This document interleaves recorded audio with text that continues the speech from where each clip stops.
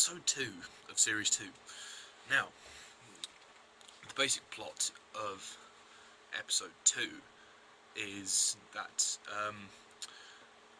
the team go to investigate a anomaly which is in this building, this sort of corporate building, and there's like this fog that has emerged, like this toxic fog, where these sort of worms, these giant worms, have emerged into, and obviously killing people. So that's kind of the creature side of that.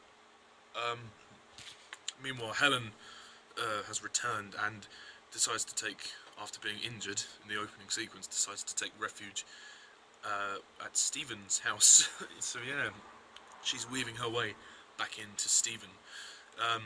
Nick is struggling emotionally with the fact that Jenny Lewis, who we saw briefly at the end of episode 1, looks exactly like Claudia Brown, and Jenny also is joining the team, and she's sort of getting to grips with the anomalies and everything. And also, Connor gets a girlfriend. Yes, it's a little subplot added in there.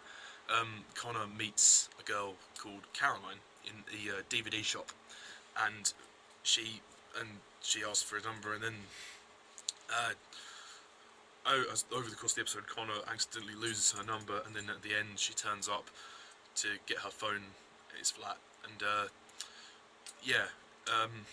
Connor gets a girlfriend. So, yeah, and there's quite a lot going on in this episode, quite a lot. Yeah, so episode 2, I really like this one. I was surprised actually. I always remembered this one being a favourite of mine. I really liked it. It was great.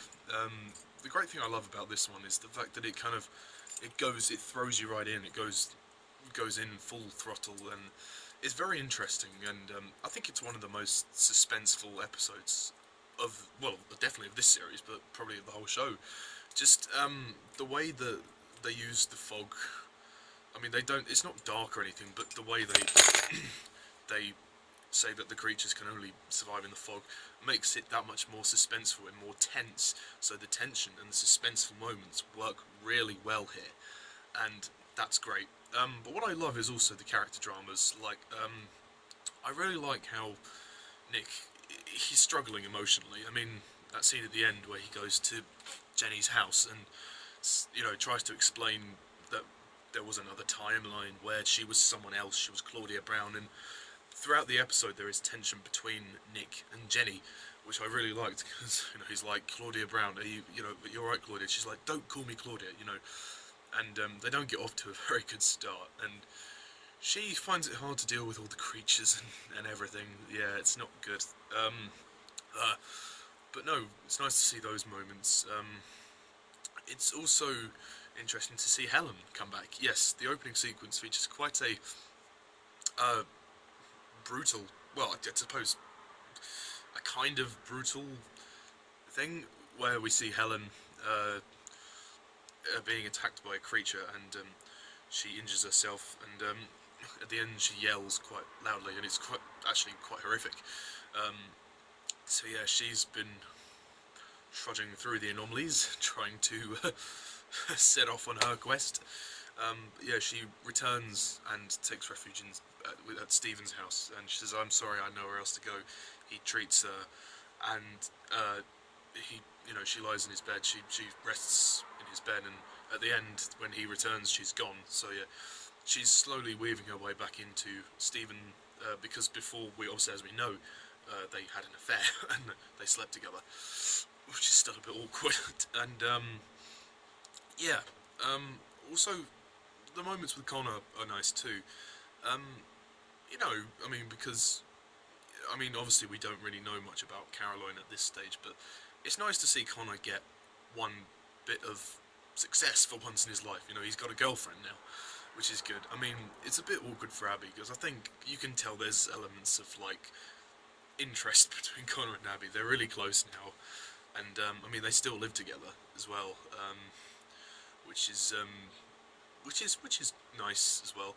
Stephen, yeah, he's alright. He's just the same as he always is, although towards the end, it's interesting how Stephen begins to question everything that Cutter, is doing. Like, not necessarily like Cutter, just the way they, with the anomalies. Like, he's like, should we just do nothing and let nature take its course? Should we just let the anomalies happen?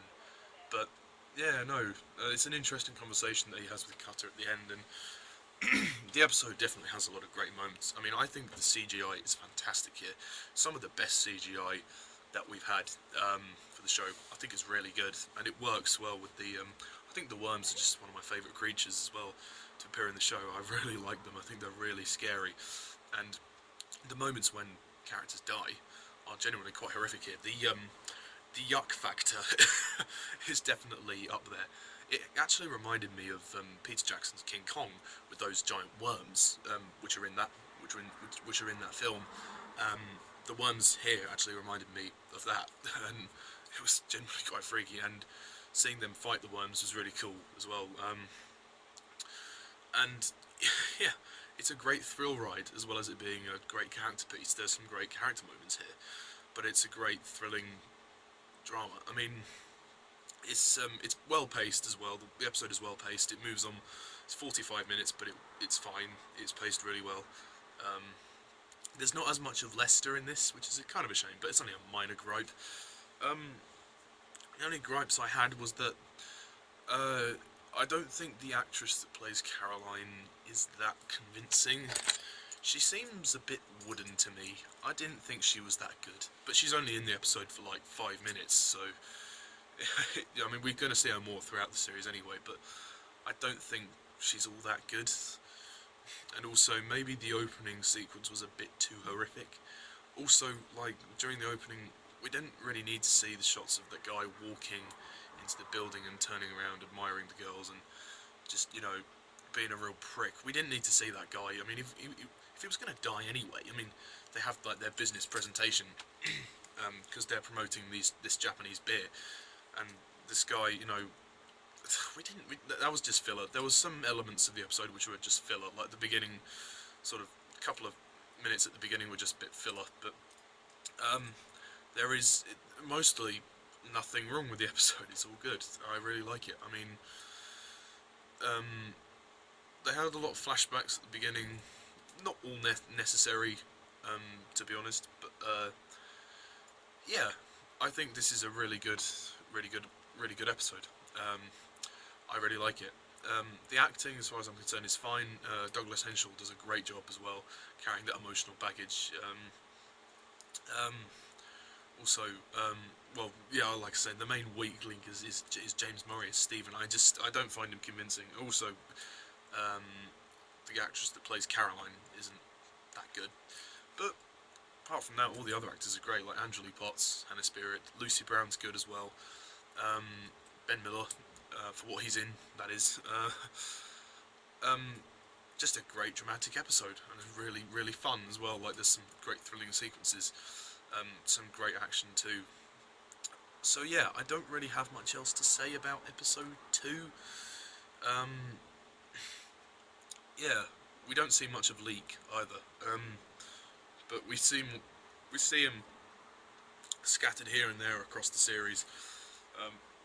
Of course, if you've seen the series, you'll know that Leek appears more towards the second half of the series.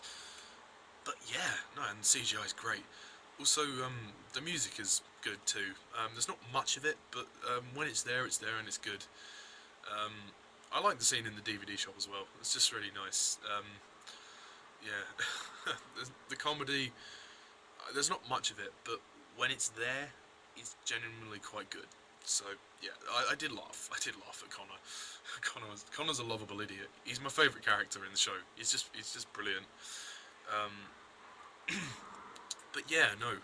So yeah, some great moments. And as for production design, great. I think the sets look really good. Like the building that they go into is really cool. I think I actually prefer it to episode 1. So I'm probably going to give this one a 9 out of 10.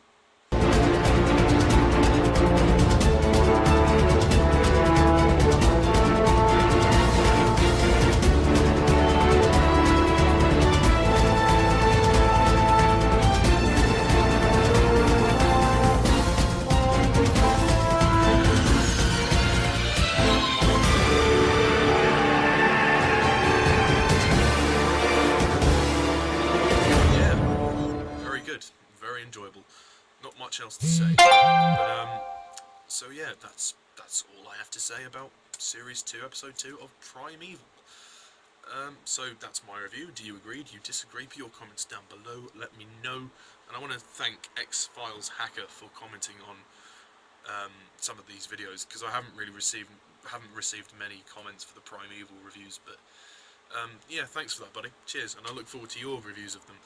Also, my review of The Godfather Part 3 will be up tomorrow, so I will spend 2 hours 40 minutes watching that tomorrow, and then I will be reviewing that. So yes, that will be my final review of the Godfather series, yeah, which will be a shame.